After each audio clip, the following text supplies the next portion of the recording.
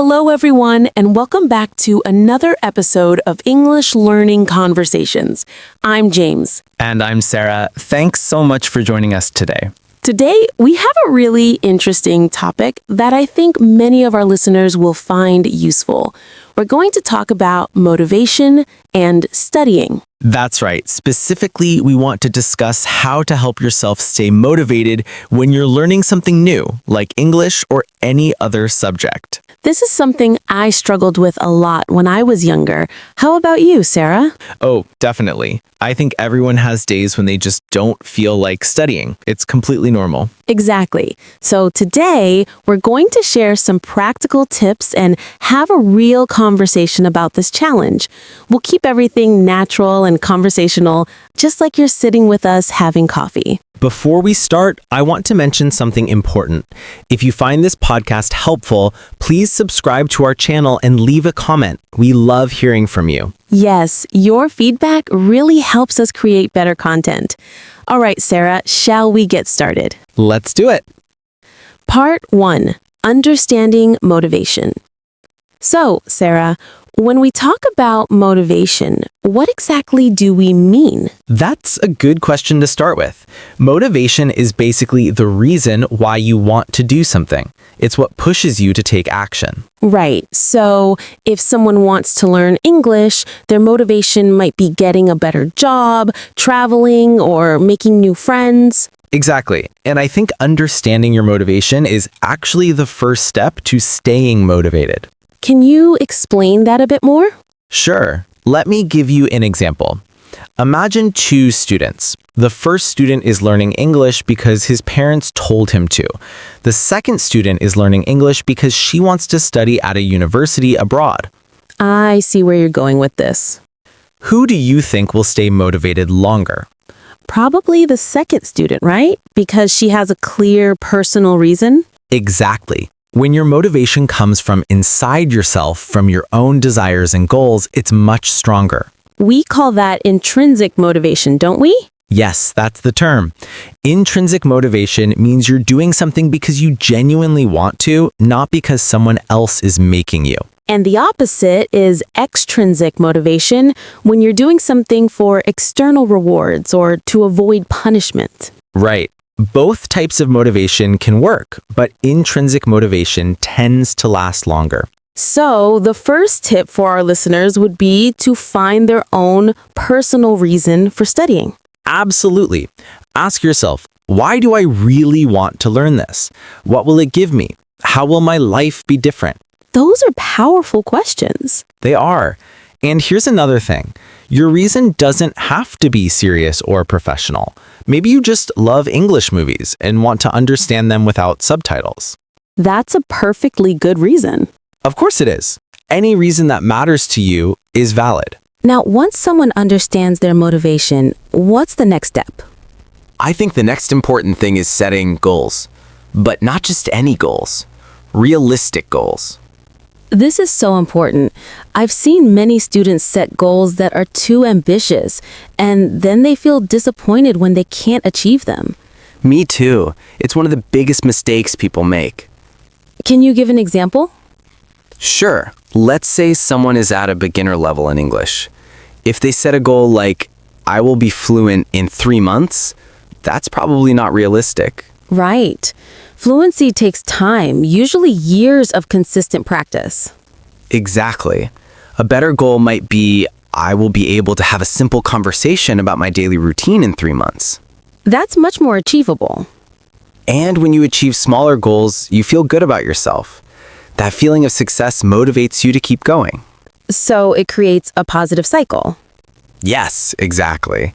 Success leads to motivation, which leads to more effort, which leads to more success. What about long-term goals? Should people have those too? Absolutely. I think you need both. You need a big long-term goal to give you direction, and smaller short-term goals to keep you motivated along the way. Like steps on the staircase. That's a great analogy. Each small goal is one step, and all the steps together lead you to the top. How do you recommend people set these goals? There's a popular method called SMART goals. Have you heard of it? Yes, I have. Can you explain it for our listeners? Sure. SMART stands for specific, measurable, achievable, relevant, and time-bound. Let's break that down. Okay. Specific means your goal should be clear and detailed, not vague. So instead of I want to improve my English, you might say I want to improve my English speaking skills. Exactly. Measurable means you should be able to track your progress. For example, I want to learn 50 new vocabulary words. That's easy to measure. You can count the words. Right. Achievable means the goal should be challenging, but possible. Don't set yourself up for failure. And relevant means the goal should matter to you and connect to your bigger purpose. Yes. And finally, time-bound means you should set a deadline. I will learn 50 new words by the end of this month. This is really helpful. So a SMART goal might be, I will watch one English podcast episode every day for the next 2 weeks to improve my listening skills. Perfect example. That's specific, measurable, achievable, relevant if you want to improve listening, and time-bound. Let's talk about routines now. I think having a regular study routine is crucial for motivation. I completely agree. When studying becomes a habit, you don't have to rely on motivation as much. That's an interesting point. Can you explain more? Sure. Think about brushing your teeth. Do you need to motivate yourself to brush your teeth every morning? Not really. I just do it automatically. Exactly. It's a habit, and we can make studying a habit too. So how do you build a study habit? The first step is choosing a specific time and place for studying. Consistency is key, right? Yes. If you study at the same time every day in the same place, your brain starts to associate that time and place with studying. It becomes automatic. Right. Some people study best in the morning, others at night. You need to find what works for you. What about the length of study sessions? How long should people study? That's a great question. Many people think longer is better, but that's not always true. Quality over quantity? Exactly. I usually recommend starting with shorter sessions, maybe 25 to 30 minutes.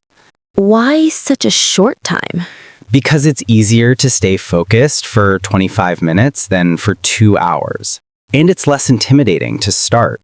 That makes sense. If you tell yourself, I only need to study for 25 minutes, it feels manageable. Right. And there's actually a popular technique called the Pomodoro technique that uses this idea. How does it work? You study for 25 minutes, then take a 5-minute break. That's one Pomodoro. After 4 Pomodoros, you take a longer break, maybe 15 to 30 minutes. So you're giving your brain regular rest periods. Yes. Research shows that taking breaks actually improves learning and memory. I've tried this technique and it really works. The breaks help you stay fresh. And knowing a break is coming soon makes it easier to focus during the study time. What should people do during their breaks? Good question. I recommend doing something completely different. Stand up, stretch, walk around, get some water. Not checking social media? Well, that's tempting, but it's not the best idea. Social media can be too engaging, and then you don't want to go back to studying. That's true. I've fallen into that trap before. We all have. The key is to make your break truly restful, not mentally stimulating in a different way. Speaking of where you study, I think the environment is really important for motivation. Absolutely. Your study environment can either help you focus or distract you constantly. What makes a good study environment? First, it should be quiet, or at least relatively peaceful.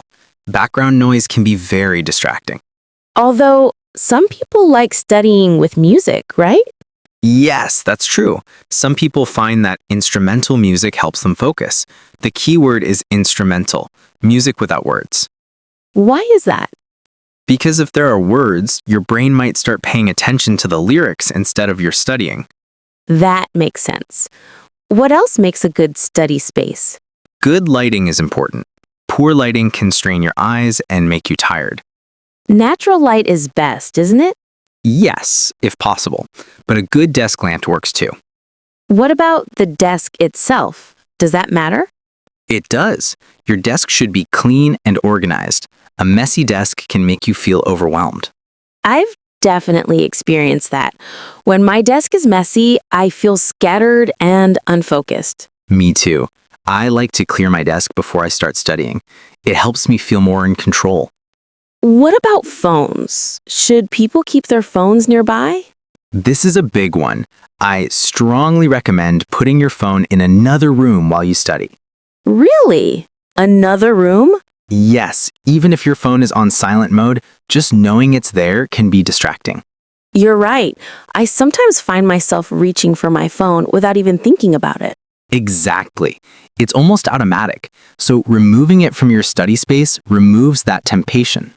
What if someone needs their phone for studying, like using an app or dictionary? That's a good point. In that case, turn off all notifications and use app blockers if needed. There are apps that block other apps during study time, right? Yes, several. They can block social media, games, and other distracting apps for a set period. Technology helping us avoid technology. That's ironic. It is, but it works. Now I want to talk about something that might sound strange. Can studying actually be fun? I think it absolutely can be. In fact, I think it should be. How do you make studying enjoyable? Well, first, you need to find methods that suit your learning style and interests. Can you give some examples? Sure, let's say you're learning English. If you love movies, watch English movies or TV shows. With or without subtitles? That depends on your level. Beginners might need subtitles in their native language at first. Intermediate learners can use English subtitles. Advanced learners can try without any subtitles. What if someone loves music? Perfect! Listen to English songs, read the lyrics, sing along. It's a great way to improve pronunciation and learn new expressions. And it doesn't feel like studying. Exactly. That's the point. The best learning often happens when you're enjoying yourself. What about people who like reading? Read English books, magazines, blogs, whatever interests you. Start with easier materials and gradually move to more challenging ones. I think choosing topics you care about is crucial. Definitely. If you love cooking, read recipes in English. If you love sports, read sports news in English. So you're combining your hobbies with language learning. Right. It makes everything more relevant and interesting. What about games? Can games help with learning? Absolutely. There are many language learning apps that use gamification. Gamification means making something like a game, right? Yes, they add points, levels, streaks, rewards, all the elements that make games addictive, but for learning. Do you think they really work? They can work very well, especially for building habits. The daily streak feature motivates many people to keep practicing. Although they shouldn't be your only learning method. Agreed. They're great for daily practice and building vocabulary, but you need other methods too for a well-rounded education. Let's talk about tracking progress. Why is this important for motivation? Great question. When you track your progress, you can see how far you've come. This is incredibly motivating. It's like looking back at the path you've climbed on a mountain. That's a beautiful analogy. Yes, exactly like that. What are some ways to track progress in language learning? There are many ways. One simple method is keeping a learning journal. What would you write in a learning journal? You could write down new words you learned, mistakes you made and corrected, topics you studied, time spent studying, or even just how you felt about your learning that day. So it's both factual and reflective.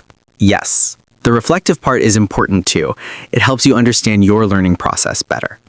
What other tracking methods are there? Some people like to take tests regularly to measure their progress objectively. Like practice tests for official exams? Yes, those are good. Or even informal quizzes you make for yourself. Recording yourself speaking is another good method, isn't it? Absolutely. Record yourself speaking English once a month. Then listen to your older recordings and compare. That sounds like it could be eye-opening. It really is. Often, we don't notice our own improvement because it happens gradually. But when you compare recordings from 3 months apart, the difference can be amazing. That would definitely boost motivation. It does. It's concrete evidence that your effort is paying off. What about vocabulary tracking? Good point. You can keep a vocabulary notebook or use flashcard apps that track how many words you've learned. And seeing that number grow is satisfying. Very satisfying. It's tangible progress you can count. Now, let's be realistic. Not every day will be perfect. People will face setbacks and difficult days. That's absolutely true. And I think it's important to talk about this because many people get discouraged when they hit a rough patch. What kind of setbacks do language learners typically face? There are several common ones. Sometimes people reach a plateau where they feel like they're not improving anymore. What's a plateau exactly? It's when your progress seems to slow down or stop, even though you're still studying regularly. That sounds frustrating. It is, but it's also completely normal. Learning doesn't happen in a straight line. Sometimes you improve quickly, sometimes slowly. How should people handle a plateau? First, remember that plateaus are temporary. You're still learning, even if you don't feel like it. What else? Try changing your study methods. If you've been focusing on grammar, switch to conversation practice. If you've been reading, try listening more. So, shake things up a bit. Exactly. Sometimes your brain needs a different type of challenge. What about when people just feel unmotivated, not necessarily stuck at a plateau? That happens too. Some days you just don't feel like studying. Is it okay to take a break? Yes, absolutely. Taking a day off occasionally is fine. Rest is important for learning. But not a week off or a month off. Well, the problem with long breaks is that you lose momentum. It becomes harder to start again. So, what do you recommend? On days when you really don't feel like studying, do something very small. Maybe just review flashcards for 5 minutes or watch one short video in English. Keep the habit alive, even if the session is short. Exactly. 5 minutes is better than 0 minutes. And often, once you start, you feel like continuing. That's true. Starting is usually the hardest part. Another type of setback is making mistakes or failing a test. How should people handle that emotionally? First, understand that mistakes are essential for learning. Everyone makes mistakes. Even native speakers make mistakes in their own language. Exactly. Mistakes show you what you need to work on. They're feedback, not failure. That's a healthy perspective. It is. Try to see mistakes as information rather than as a reflection of your abilities. I want to talk about studying with others. Do you think having a study partner helps with motivation? I think it can help tremendously. Other people can provide encouragement, accountability, and make learning more social and fun. What are the benefits of a study partner? Well, first, when you commit to studying with someone else, you're more likely to actually do it. You don't want to let them down. Accountability is powerful. It really is. Also, you can practice conversation with a study partner, which you can't do alone. That's a huge advantage for language learning specifically. Yes, and you can help each other understand difficult concepts. Sometimes another student can explain something in a way that makes more sense to you than a teacher's explanation. Because they're learning it too and remember what confused them. Exactly. There's also the emotional support aspect. When you're feeling discouraged, your study partner can encourage you. And vice versa. Right. You support each other through the difficult times. What about study groups versus one partner? Both have advantages. A group offers more diverse perspectives and more people to practice with. But it might be harder to schedule. That's true. And some people might not participate actively in a larger group. How do you find a good study partner or group? There are several ways. You might find someone in a class you're taking, or look for language exchange partners online. What's a language exchange? It's when two people who speak different native languages help each other learn. For example, an English speaker learning Spanish might partner with a Spanish speaker learning English. So they both benefit. Exactly. You spend half the time speaking English and half speaking Spanish, helping each other. That sounds great. Where can people find language exchange partners? There are many websites and apps specifically for this. Some popular ones are conversation exchange platforms where you can find partners from around the world. And with video calls, you can practice with anyone, anywhere. Right. Geography isn't a barrier anymore. What if someone is shy or nervous about speaking with a partner? That's understandable. Many people feel that way. I'd say start with text chatting if that feels more comfortable, then gradually move to voice or video calls. Baby steps. Yes. And remember, the other person is learning too. They understand what it's like to make mistakes and feel nervous. Let's talk about rewards. Should people reward themselves for studying? Definitely, rewards are a great motivational tool. How does this work psychologically? When you reward yourself after completing a task, your brain associates that task with positive feelings. This makes you more likely to do the task again. It's like training yourself. In a way, yes, you're creating positive associations with studying. What kinds of rewards work well? It depends on the person, but they should be things you genuinely enjoy. It could be watching an episode of your favorite show, eating a special snack, playing a video game for 30 minutes, or anything else you like. Should the reward match the achievement? Good point. Yes, I think smaller achievements deserve smaller rewards and bigger achievements deserve bigger rewards. Can you give an example? Sure, if you complete a 25-minute study session, maybe your reward is a piece of chocolate. If you complete a whole week of daily study, maybe your reward is going to see a movie or buying something you've wanted. What about really big achievements, like passing an important exam? Those deserve bigger celebrations. Maybe a special dinner, a day trip somewhere, or buying something more expensive that you really want. Are there any rewards people should avoid?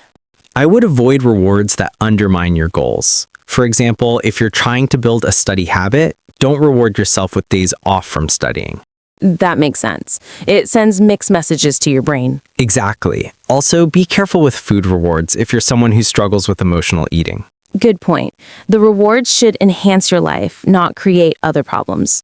Right. The goal is positive reinforcement that helps you feel good about your progress. As we're getting near the end of our conversation, I want to talk about long-term motivation.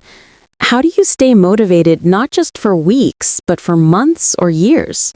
This is really important because true learning takes time. You can't become fluent in a few weeks. So, what's the secret to long-term motivation? I don't think there's one secret, but rather several principles that work together. Let's go through them. First, remember your why. Why did you start learning in the first place? Keep that reason in mind, especially on difficult days. Write it down somewhere you'll see it? That's a great idea. Put it on your wall, in your phone, or in your study journal. What else helps maintain long-term motivation? Vary your study methods. If you do the same thing every day, it gets boring. How often should you change things up? Whenever you start feeling bored or unmotivated, maybe every few weeks or months, try a new app, find a new podcast, join a different study group, or focus on a different skill. Keep it fresh? Yes. Another important factor is celebrating your progress regularly. Not just at major milestones? Right. Acknowledge small wins along the way. Every new word learned, every conversation completed, every mistake corrected is worth recognizing. What about connecting with the community? That's huge for long-term motivation. Being part of a community of learners reminds you that you're not alone in this journey. Where can people find these communities? Online forums, social media groups, local meetups, language cafes, there are many options. And seeing other success stories can be inspiring. Absolutely. It shows you that achieving your goal is possible.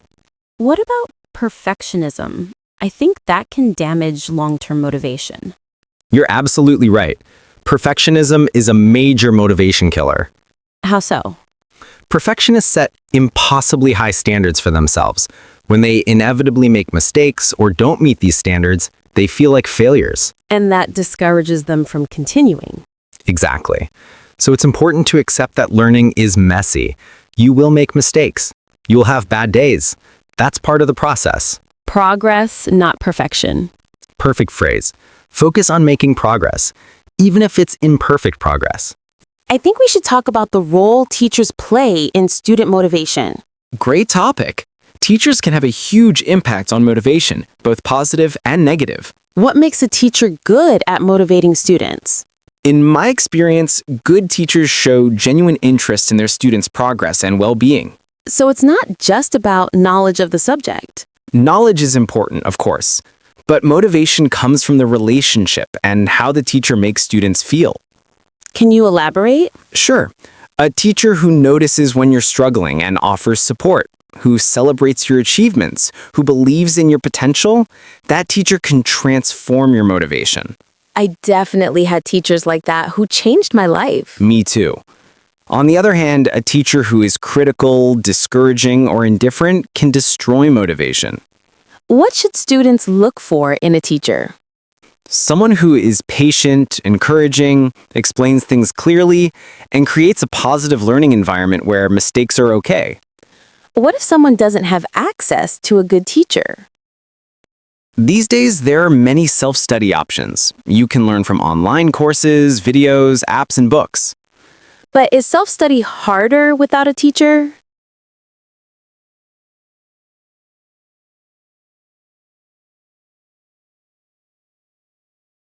It can be more challenging because you need more self-discipline, but it's definitely possible. What about mentors who aren't teachers but are more advanced learners? Mentors can be incredibly valuable. They've been where you are and can offer practical advice. And seeing them succeed shows you it's possible. Exactly. They're proof that your goal is achievable. How can someone find a mentor? Join communities of learners. Reach out to people who are a few steps ahead of you. Many people are happy to help if you ask respectfully.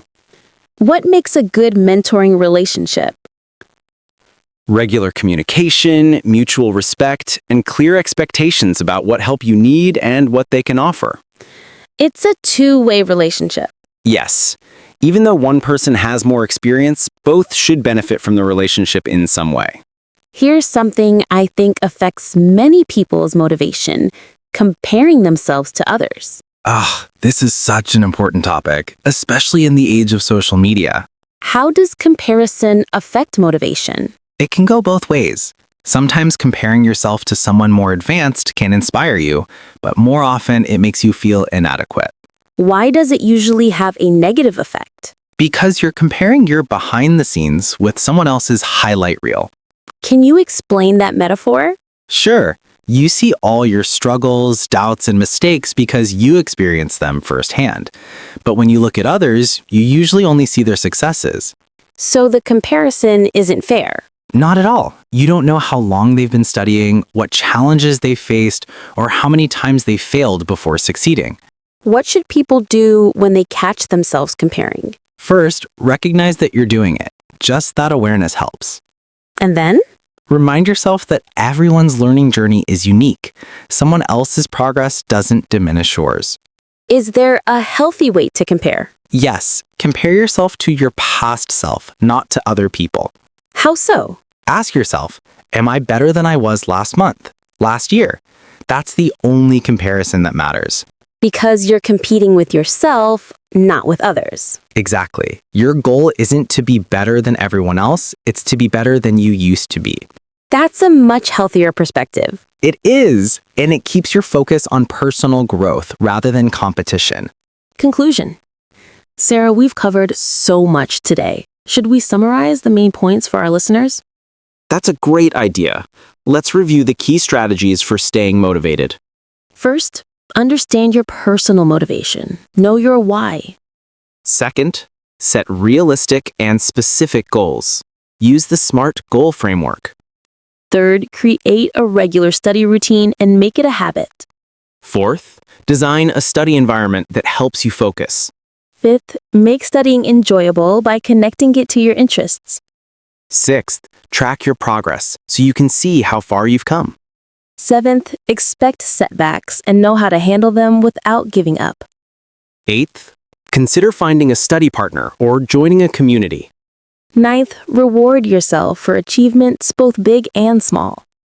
10th, maintain long-term motivation by keeping things varied and fresh. 11th, find good teachers or mentors who support your journey. And 12th, avoid comparing yourself to others. Focus on your own progress. That's a comprehensive list. I hope our listeners find these strategies helpful. I think the most important thing to remember is that motivation isn't something you either have or don't have. It's something you can actively create and maintain. Exactly. You have more control over your motivation than you might think. It takes effort and strategy, but it's definitely possible. And remember, everyone struggles with motivation sometimes. You're not alone if you have difficult days. The difference between successful learners and unsuccessful ones isn't that successful learners never struggle. Right. It's that they've learned strategies to overcome struggles and keep going. And now our listeners have those strategies too. Before we finish, I want to encourage everyone listening. You can do this. Learning a language is challenging, but it's absolutely achievable. We believe in you, and we're here to support you on your journey. If you enjoyed this episode, please subscribe to our channel and turn on notifications so you don't miss future episodes. Leave us a comment telling us what topics you'd like us to discuss next. And if you found this helpful, share it with a friend who's also learning English. Remember, learning together is often easier and more fun than learning alone. Until next time, keep practicing, stay motivated, and be patient with yourself. Learning is a journey, not a destination. Enjoy the process. Thanks so much for listening today. We'll see you in the next episode. Goodbye. Goodbye, everyone.